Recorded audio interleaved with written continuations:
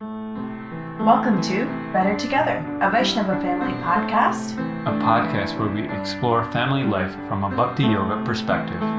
We are your hosts. I'm Aksh. And I'm Gopika. Welcome to episode 13. Holidays that feel complicated.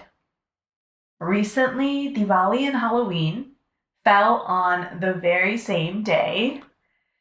Diwal-o-ween. Diwal-o-ween. And it brought up a lot of conversation for us in our home in terms of how we wanted to approach this day, raising a child that is very much growing up here, but also very much rooted in tradition. So we decided that we really wanted to visit Kishore's school to celebrate Diwali. Yeah. I know for me, when I was younger, my parents used to come in, and it was like the one day in the year I would dress in devotional clothing to school. Yeah. Just the one day, though. Yeah. It was like somewhat a sense of relief that there was this part of my home that was part of school. I was reflecting on that a lot because school can really fuel that feeling of double life. And I guess I just wanted to pass it forward to Kishore. Yeah. I think it's amazing that your parents did that for you. It may seem like a small thing, but the fact that they did go into your school, I think somehow that impression also allowed you to have that bravery almost to step forward and say, I want to do something.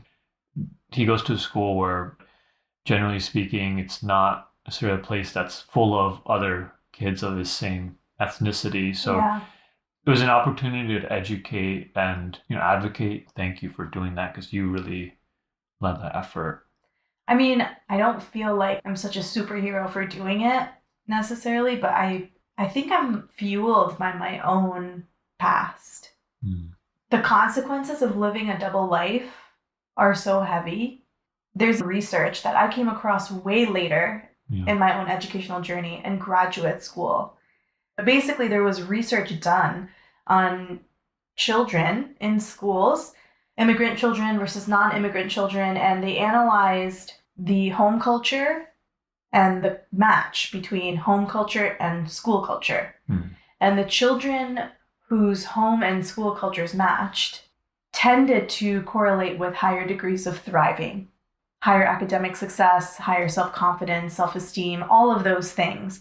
Whereas when there was a mismatch in culture, which was our experience growing up mostly, those children struggled more. Not that they didn't thrive, but it was much harder for them because all of this energy that could have been put towards pursuing your dreams was constantly used between calibrating and jumping between two worlds and figuring out who you are in every moment. And so I really want to protect our kids from this double life feeling as much as possible. I don't know how much I can protect it from happening because even when we first told Kishore that we were going into school, I thought he was going to be excited, but he was not. Yeah, it was interesting. He actually responded something along the lines of, no, I don't want you to come. Yeah. Which just felt like, I don't know, like a teenager or in my school or with my friends, that sort of vibe. Yeah. I don't think he was actually saying it from that place. Yeah. But you could tell that there was just a bit of like, there's this world and then I'm at home, right? I'm with you.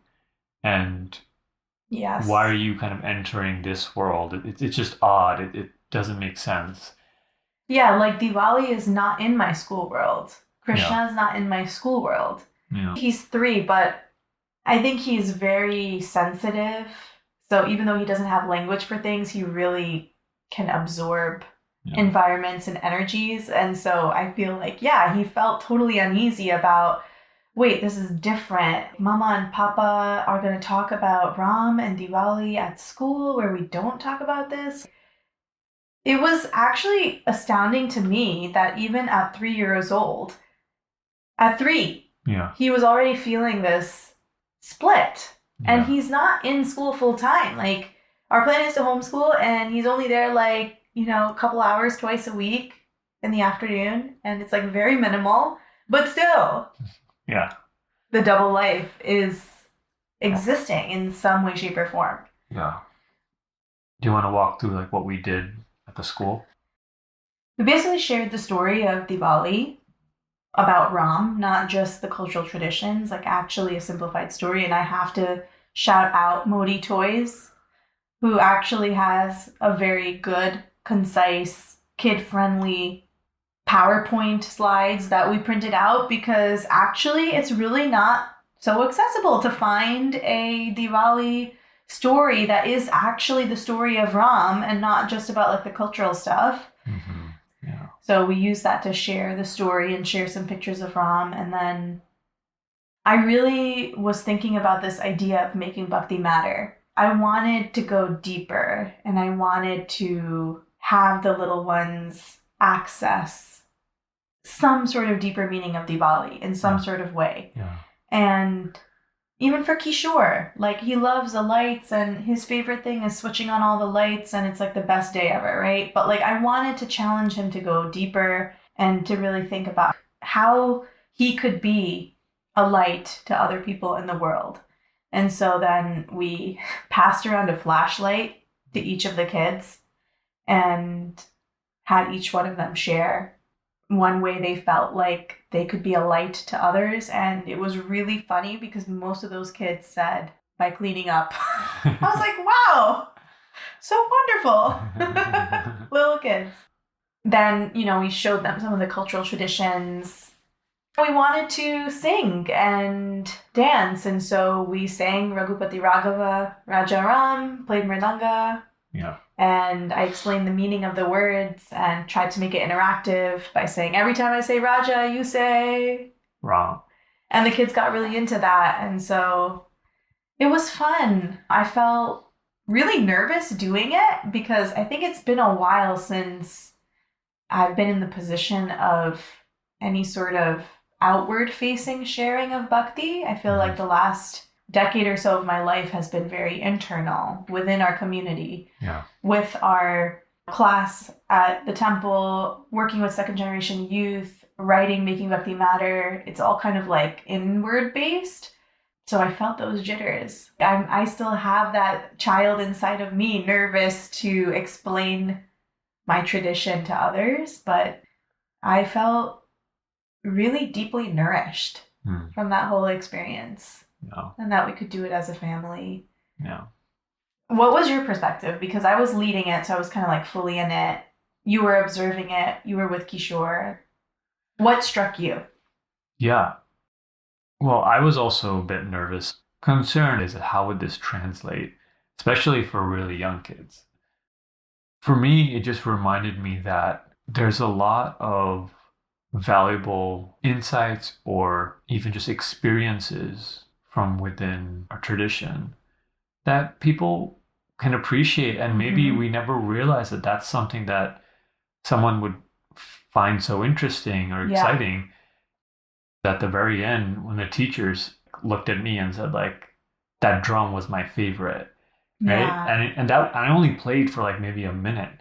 But to think of like how much more there is to share, even with that, right? With kirtan, with mridanga, and how much more could have been presented. But I think it just helped me feel like, okay, well, actually, I do enjoy doing this. I do enjoy sharing with others. Maybe all these years of deeply thinking and reflecting, even though it feels like it was internal, was actually relevant for sharing with others as parents of children that are now growing up. I think it's actually directly translating, and that's what I'm feeling. Yeah. So I was really excited about that. Yeah. No, I love your points, and I love what you were saying about how the kids are the kids and they were having a good time and stuff, but the teachers and how much they were struck by it and like, wow, I learned so much. I had no idea. And so it's like one thing to prepare a kid's presentation and then like the adults are taking away something from the kid's presentation, but it made me step back and appreciate like, oh man, you have no idea what more there is in Ramayan, you know? We gave a Modi Toys Cliff Notes version of the story, and we pulled out one little thing about how can you be a light to others, but it made me just appreciate our tradition so much because there is so much more in Ramayan. And I think that is something that is so beautiful about our tradition and the Bhakti tradition is just the amount of depth that is available to us to uplift and support us in our life. I think it's just amazing. And it did make me appreciate so much how much we've been given. Like what a gift we have in the Bhakti tradition. So it seems like we've been talking a lot about Diwali. Yeah. What about Halloween? Yeah. So this is where the complicated relationship happens for me with all holidays because we've very much grown up here with American holidays. I want our children to celebrate holidays in the country that they are growing up in and not feel like they were not given a chance to celebrate them or feel different or feel excluded. And, you know, I want them to be exposed and let them develop their own relationship with whatever ensues. But I've always felt unsure of what traditions to do and, you know, what not to do because I think my own upbringing, we never had any consistent tradition in any of the quote unquote Western holidays. They were celebrated in our house, but it was just like helter-skelter. So like Halloween was sometimes we dressed up, sometimes we didn't. One time Halloween was on a Sunday and we like did Diwali-o-ween at the temple. We dressed up and then like, got candy from different devotees. It was bizarre, but cool, but weird. I don't know. Like it was just complicated. I mean, I would say for every holiday, like Thanksgiving, Christmas, sometimes it'd be Thanksgiving kirtan. Sometimes we would actually have a Thanksgiving dinner, like American style. Christmas, sometimes we would exchange gifts. Sometimes we wouldn't. It just felt like dabbling in these traditions without any grounding. And so now that we have our own children, I'm always struggling with what am I doing? Like, what experience should I be creating? Should I be facilitating for them? So anyway, that being said, I settled on I would like my child to participate in some way if he would like to. And so I had asked Kishore a while ago in the summer, like what he wanted to be for Halloween. And he was interested in being a king. No surprise. The guy is chivalrous in his blood. And so I actually started Googling king costumes. Like traditional Western king, because I'm not going to dress him up in Indian clothes because like my parents literally for 3 years in a row put me in a chanya choli and told me to tell everybody that I'm an Indian princess and that was my costume. Talk about complicated feelings around Halloween, right? But then when I found out that Diwali was on Halloween, I thought, wait a second. It's going to be really confusing if we have two totally separate holidays on the same day. I feel totally ungrounded by celebrating two different things. I want to honor both. So I asked Kishore if he was interested in being Lord Ram, who's also a king. And of course he was because he loves the story. And we had a monkey costume for the little one. So it ended up working out. It's really cool. And that is really brilliant that you came up with that and seeing them both with their faces lit up was amazing. Yes, he totally lit up in that Ram costume because I think he just loves the story so much. But yeah, we did trick-or-treating, and then we also, in the spirit of Diwali, tried to make some Diwali sweets and cards and give them to the neighbors. And nobody knew who Lord Ram was, so it was like an opportunity for him to explain his costume. I thought it was interesting. I mean, I know for me, it was definitely outside my comfort zone too. Now taking a step back. Both in terms of Halloween and the Diwali presentation story time that we did at school. I noticed a shift in Kishore's energy following these events. Really? First, when we got to his school, and leading up to it as well, I think he was always a bit nervous. Yeah. And it just felt weird, like my mom and dad and baby sister are coming and doing something and bringing all this stuff that's pretty sure is reserved for not school. And I remember when we got there, I was trying to get Kishore to sit with his class and be a good kid and sit in the presentation. But he wanted to be in the front of the room with us. And ultimately, the way it worked was that when I started engaging him as part of this team, meaning I started giving him jobs to do. So, for example, one of the items that we passed around these lamps, right? The and then the ghee. And so I encouraged him to share his ghee wick, because he's really into these ghee wicks too. Yeah. So he was going to his friends and telling them, this is a ghee wick. I don't know if anything went in, but I mean, think about what that might mean for him, right? Absolutely. I got the feeling that he actually walked away from that with maybe a little bit more sense of wholeness. Yeah. And even from going out to the houses and representing himself as Ram and talking about Diwali. Hopefully, this is what's exciting for me, is these holidays are confusing. Yeah. But they seem like opportunities to push further and really try to integrate these different identities. Yeah, I hear you. I was going to say, even for me, I think that this whole experience helped me to feel more whole, because I've got to be honest with you, when I was holding his hand, when Kishore was dressed as Lord Ram, so he was clearly the odd one out in the street, I felt nervous. Yeah. Talk about that little kid inside of me that's still working through some of that, right? Yeah. But I felt that, and now, I'm responsible for my kid and modeling for my kid. I think that fact that I had him motivated me to just be that brave, confident self and welcome the nerves, welcome that child that was feeling uncertain and scared about how all these white neighbors are going to see you. And I don't know, I felt confident in how to explain Ram and Diwali. I knew that this was a powerful, relatable, relevant message. And sharing that with the neighbors and with cookies. Honestly, I felt like all of the neighbors felt closer to us after. It nurtured the relationship between all of us. They felt so grateful. One of them wants to come over for kirtan. Yes. I mean, it was a beautiful experience that I'm taking away, that when I'm able to really wholly represent my culture and my faith in a way that really means something to me. I'm not just parroting. I'm not just repeating. I'm not just spewing devotee lingo. I'm actually really sharing my own reflections. People receive that with whole hearts, mostly. And it's such a beautiful way to deepen relationships with anybody.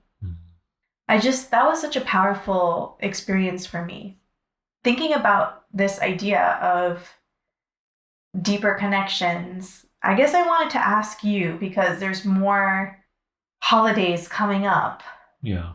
How do you feel that we should celebrate holidays like Thanksgiving, Christmas, etc. in our home while honoring our own values and our own culture, but also not really culturally appropriating or superficially honoring other holidays?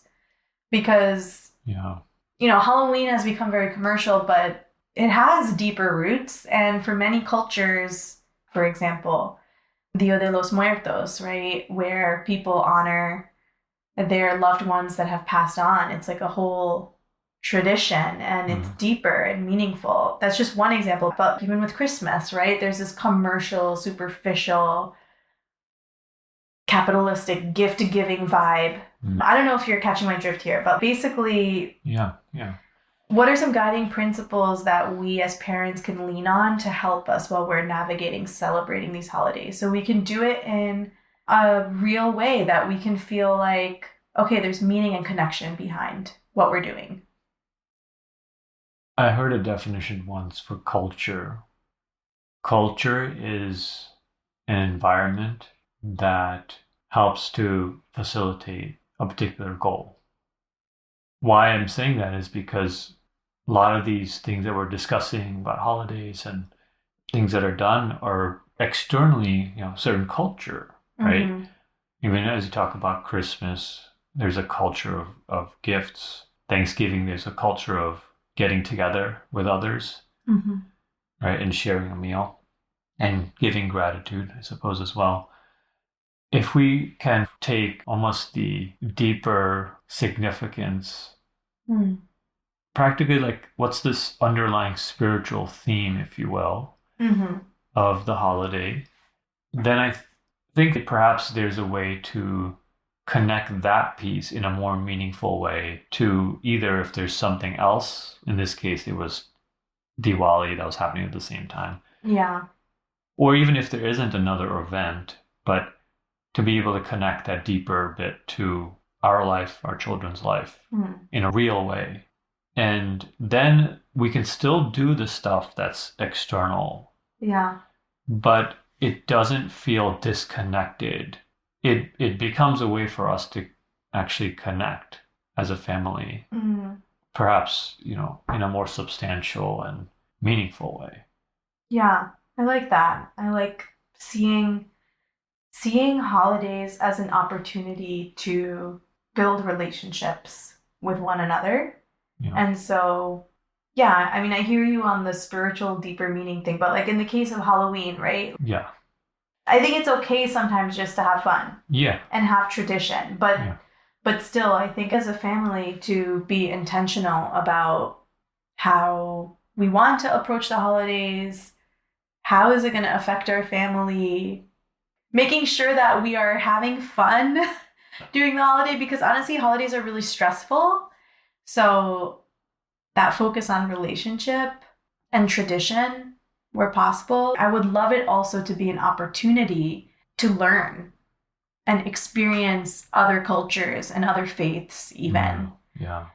In the case of Halloween, there is opportunity, but even Christmas, right? Yeah. Surely we can put up a Christmas tree in our home and do the gift-giving thing and Santa, etc. But Christmas is an incredible, deep, beautiful occasion for many, many, many spiritual people around the world. And I would love our children, and even for myself, to learn more about that, to hear from these people what this day means to them in terms of their own faith, their own love, their own devotion. I think that value is important to me. And ISKCON in general. ISKCON has an interfaith mission statement where we are charged with the responsibility of appreciating and learning about other cultures and traditions and even experiencing them, not necessarily compromising our own values, but really deeply appreciating the varied relationships that other traditions might have with God. Yeah. And so I think that is important to me, that like we can definitely have fun, and we should have fun, because that's such an important part of childhood and family bonding, memories and traditions and connection. But I think when the opportunities arise, the chance to learn about other people is important to me. Yeah, I think it's a really good point. So if there's one thing that you're reflecting on and taking away from our conversation today, what's your one takeaway? When things feel complicated, there might be a hidden opportunity for us to engage with them and to engage with others who are engaging with them. And to deepen our own relationships within our family. Right? And to build traditions. I think that's kind of my one takeaway too. We didn't talk about this explicitly, but I feel very stressed around the time of holidays. I feel like I shoulder a lot of pressure. And it almost feels paralyzing at times, because I feel responsible for the one that is going to create the magic and create the experience for the kids. And I want to do all the things and have them remember everything and, just everything. But sometimes in that space, what's lost actually is the bonding, the experience. The stress can overcome the actual purpose of all those things to begin with. For example, with Diwali, I was like really stressed about everything that we had planned, and I needed to make cookies, and it was like 10 o'clock at night, and our kid wanted to stay up. It was really hard, and I don't think I was completely successful, but I think maybe that was one of the best moments, was staying up late, making these cookies, and be loved shaping the cookie dough and mixing everything. And even though it was a mess and there was butter everywhere, and I was just like, oh my God, it's 11 o'clock at night. Why am I doing this to myself? Just leaning into, it's okay. It's not about perfection. It's about relationships.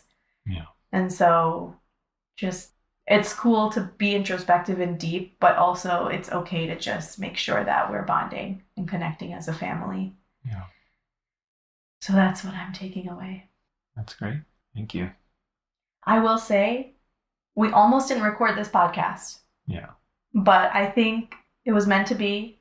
Our kid stayed asleep. And so I think it was meant to be. And that's cool. Yeah. But I'm glad we recorded this. It was actually really nice to reflect on it. Yeah. And have a chat. I actually feel better about the upcoming holidays. Yeah. Same here. Yeah. Thank you all for listening. Yes. And we'd love to hear from you and how you celebrate holidays, how you approach all these different holidays with the complex and varied identities you hold. We would love to hear from you. It's our favorite part of the podcast, is that connection. So please do reach out. And until next time, good night. Hare Krishna, everybody. Krishna.